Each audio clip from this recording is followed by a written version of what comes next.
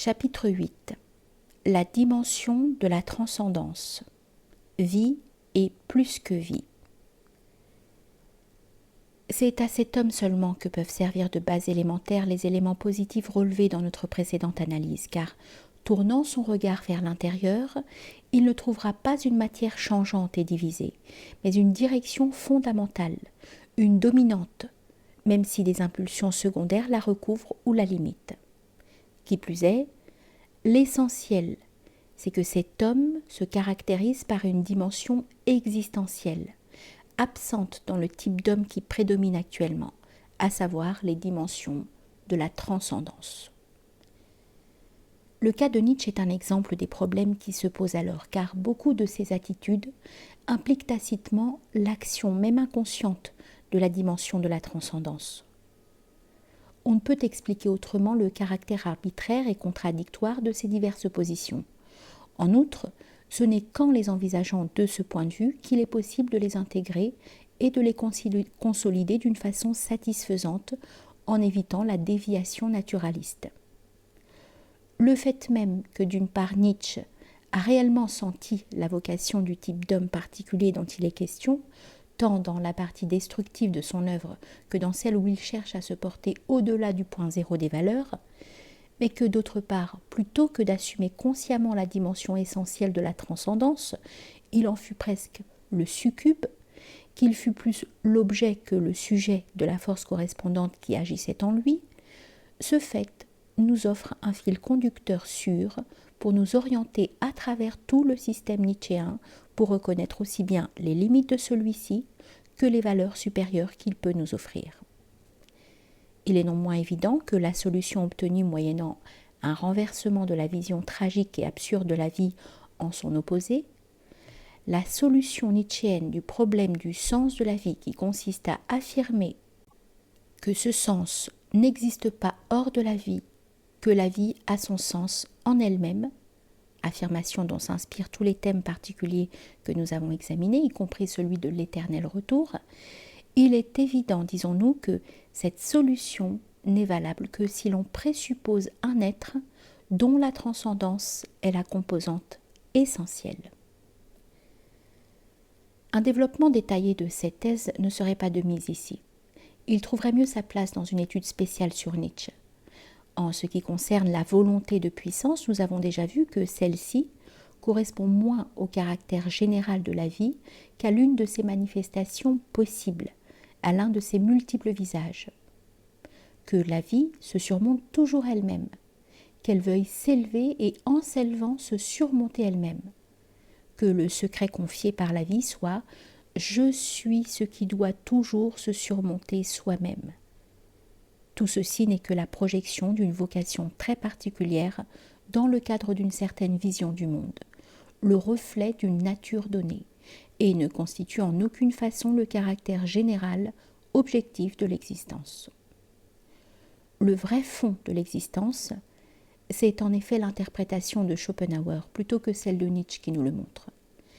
C'est la volonté de vivre en tant que désir éternel et inexhaustible, et non la volonté de puissance au sens propre, ni la tendance positive et ascendante au surpassement. Seule la vertu de l'autre dimension, celle de la transcendance, peut conférer à la vie les caractères que, par généralisation abusive, Nietzsche a cru pouvoir lui attribuer lorsqu'il a fixé ses valeurs nouvelles. La conscience imparfaite de ce qui agissait en lui explique non seulement les oscillations de sa pensée et ses limites, mais aussi le côté tragique de son existence d'homme. D'une part, nous trouvons les thèmes d'une pure exaltation naturaliste de la vie, atteignant des formes qui témoignent d'une défaillance évidente de l'être devant le monde des instincts et des passions, le fait que le vouloir les affirme de façon absolue, risquant de signifier tout simplement que ce sont eux qui s'affirment à travers ce vouloir en l'asservissant. Mais d'autre part, les témoignages sont nombreux et décisifs d'une réaction sur la vie qui ne saurait procéder de la vie elle-même, mais uniquement d'un principe qui lui est supérieur, ainsi que nous le révèle un passage caractéristique. Ouvrez les guillemets. L'esprit, c'est la vie qui incise elle-même la vie. Fermez les guillemets. les traits positifs de la voie du surhomme se rattachent à ce second aspect. Le pouvoir de se donner une loi à soi-même, le pouvoir de dire non, d'agir non, quand on est poussé par une force prodigieuse, par une énorme tension vers le oui. L'ascèse naturelle et libre qui s'applique à éprouver ses propres forces en jugeant la puissance d'une volonté au degré de résistance, de douleur, de tourment qu'elle peut supporter pour les tourner à son avantage, si bien que de ce point de vue, tout ce que l'existence offre de mauvais, de douloureux, de problématique, tout ce qui a nourri les formes populaires des religions sotériologiques est accepté et même désiré, avoir pour principe de ne pas obéir aux passions, mais de les tenir en laisse.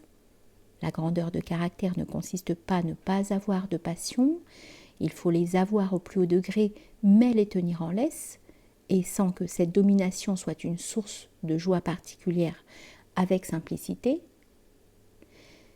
L'idée que l'homme supérieur se distingue de l'inférieur par son intrépidité, son défi au malheur, c'est un signe de régression quand les valeurs eudémonistes commencent à être considérées comme les plus hautes, et répondre stupéfait à ceux qui montrent le chemin de la félicité pour inciter l'homme à se conduire de telle ou telle manière, mais que nous importe à nous le bonheur?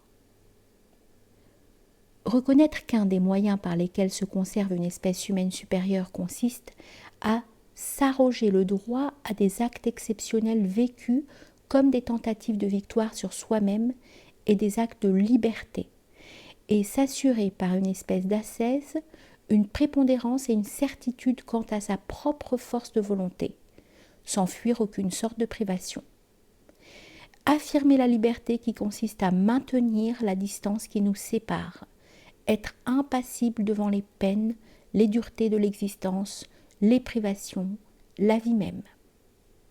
Le type le plus élevé d'homme libre étant représenté par celui qui surmonte constamment les plus fortes résistances, le grand péril faisant de lui un être digne de vénération. Dénoncer la néfaste confusion entre discipline et aveuglissement, le but de la discipline ne peut être qu'une force plus grande. Celui qui ne domine pas est faible, dissipé, inconstant. Et tenir pour certain que la dissolution n'est un argument que contre celui qui n'y a pas droit, et que toutes les passions ont été discréditées par la faute de ceux qui n'étaient pas assez forts pour les tourner à leur avantage. Montrer la voie de ceux qui, libres de tout lien, n'obéissent qu'à leur seule loi, adhèrent inflexiblement à celle-ci et sont au-dessus de toute faiblesse humaine. Enfin, tout ce qui fait que le surhomme n'est pas la blonde bête de proie, ni l'héritier d'une équivoque virtus de despote de la Renaissance, mais aussi capable de générosité, de promptitude à accorder une aide virile, de vertu donatrice, de grandeur d'âme, de surpassement de sa propre individualité. Tout cela représente un ensemble d'éléments positifs que l'homme de la tradition aussi peut faire sien, mais qui ne s'expliquent et ne sont tels qu'à la condition d'être rapportés non à la vie, mais au plus que vie, à la transcendance. Ce sont des valeurs qui ne peuvent attirer que les hommes portant en eux quelque chose d'autre et de plus que la simple vie. Nous n'examinerons pas ici en détail les discriminations qu'il convient de faire par rapport à ces données de base dans le pêle-mêle du système de Nietzsche, non plus que les confusions à dénoncer, les déviations à prévenir, lorsqu'on dépasse le point où se sont généralement arrêtés aussi bien ceux qui ont exalté Nietzsche que ceux qui l'ont dénigré. La vie et la transcendance sont chez lui constamment mêlées, et de toutes les conséquences de sa polémique antichrétienne, cette confusion est une des plus néfastes. Quand les valeurs niées par l'idéal chrétien, idéal de paria, de Chandala, et qui constituerait l'idéal opposé, affirmatif et anti-nihiliste, sont décrites en ces termes, ouvrez les guillemets, la fierté, la distance, la grande responsabilité, l'exubérance, la superbe animalité, les instincts guerriers et conquérants, l'apothéose de la passion, de la vengeance, de la ruse, de la colère, de la volupté, de l'esprit d'aventure dans la connaissance, quand parmi les passions positives il compte l'orgueil, la joie, la santé, l'amour des sexes, l'inimitié et la guerre, la vénération, les belles attitudes, les bonnes manières, la volonté forte, la discipline de l'intellectualité supérieure, la volonté de puissance, la reconnaissance envers la terre et la vie, tout ce qui est riche, qui veut donner et justifier la vie, l'éterniser, la diviniser, fermez les guillemets. Le mélange auquel nous avons fait allusion est évident. Ici, le sacré et le profane se confondent. Mais il est un autre point qui nous paraît encore plus important. Même si l'on constate et isole dans tout ceci les formes effectives d'un surpassement de soi-même, on se trouve devant une situation problématique à propos de laquelle on peut parler d'une ascèse qui est son propre but et où le surhomme apparaît comme une limite exaspérée de l'espèce homme et non pas le non plus homme. L'être d'une nature différente, le représentant est le témoin d'une autre dignité. Un danger existe. C'est que ces expériences, où l'on ne trouve pas qu'une simple adhésion au substrat irrationnel et instinctif de la vie, où la pure volonté de puissance est dépassée et où la voie suivie n'est pas celle de la domination des hommes et des forces extérieures, mais aussi celle de la domination de soi-même, ne sortent pas du domaine de la simple sensation. À cet égard, il y a chez Nietzsche un passage significatif où dire non à toute la force qui se presse en soi est présenté comme un dionysisme, alors qu'il serait peut-être plus exact de parler ici d'autosadisme. La discipline, l'ascèse durement menée, tant dans la voie du bien que dans celle du mal, à travers des épreuves extrêmes d'une façon inexorable, tant à l'égard de soi qu'à l'égard des autres, peut n'avoir que la valeur d'une sensation accrue et exaspérée de la vie, d'un moi qui ne tire le sentiment de soi que de cette sensation même, sauvage et âcre. C'est trop souvent dans ces termes que Nietzsche a effectivement interprété sa propre expérience et la voie qu'il a montrée. Il est d'autant plus important pour nous de mettre cette déviation en évidence qu'en dehors de toute théorie, il est facile de la retrouver à l'origine des nombreuses expériences limites de ces générations contemporaines, lancées dans une vie dangereuse dont nous avons parlé plus haut. Quant à l'interprétation interne, ésotérique, de l'expérience personnelle de Nietzsche, prise dans son ensemble, au-delà de cette pseudo-solution, nous en avons déjà montré la clé, qui est l'expérience passive et l'activation de la transcendance.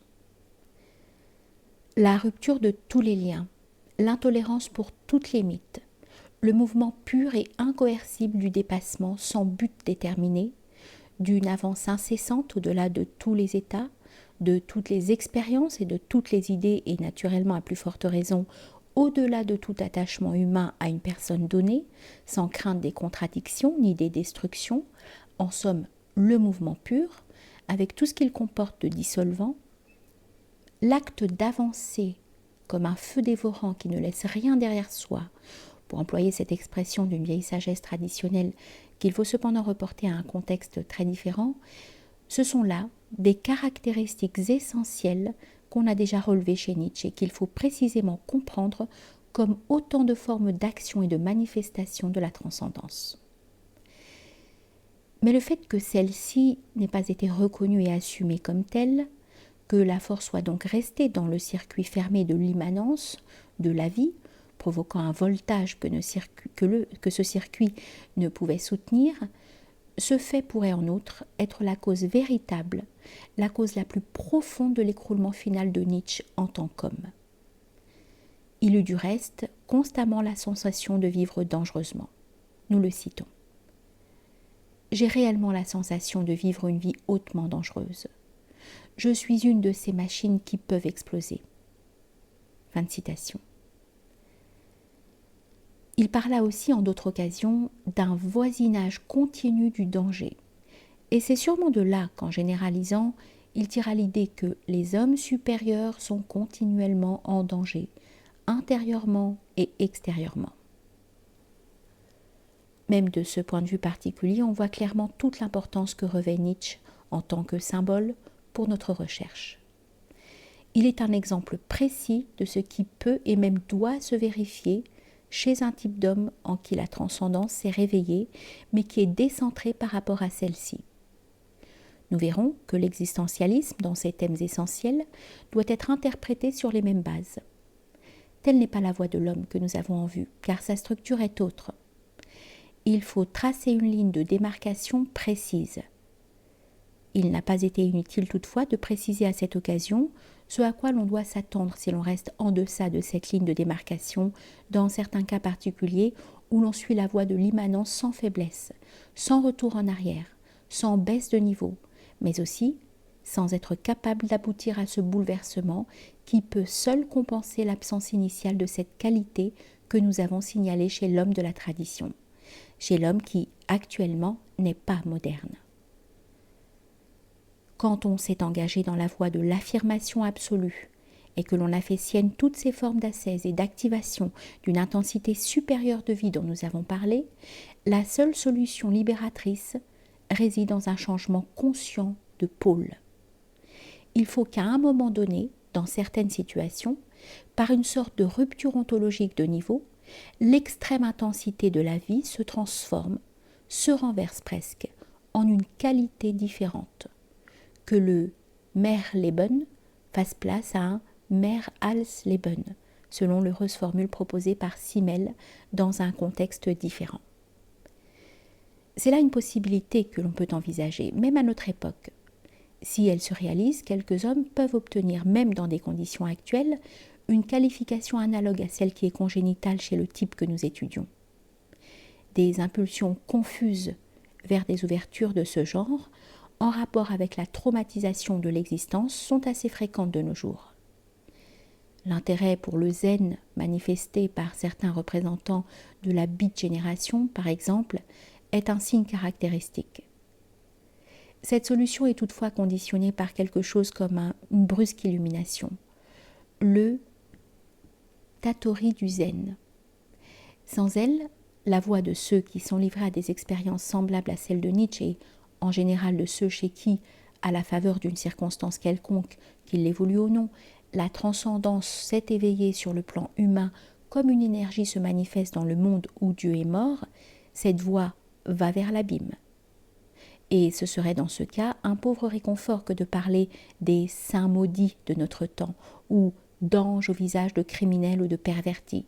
Ce ne serait que romantisme vide et gratuit.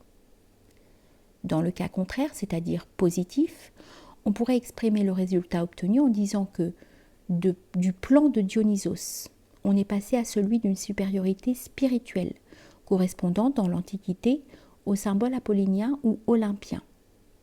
Il est essentiel de voir que cette issue est la seule qui ne comporte pas de retour en arrière et se trouve à l'opposé d'une solution de type religieux ou dévotionnel.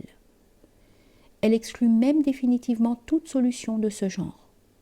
Les conversions de quelques-uns de nos contemporains, incapables de soutenir la tension du climat nihiliste ou qui avaient vécu superficiellement comme de simples intellectuels, les expériences dont nous avons parlé sont des cas de fléchissement dépourvus à nos yeux de tout intérêt.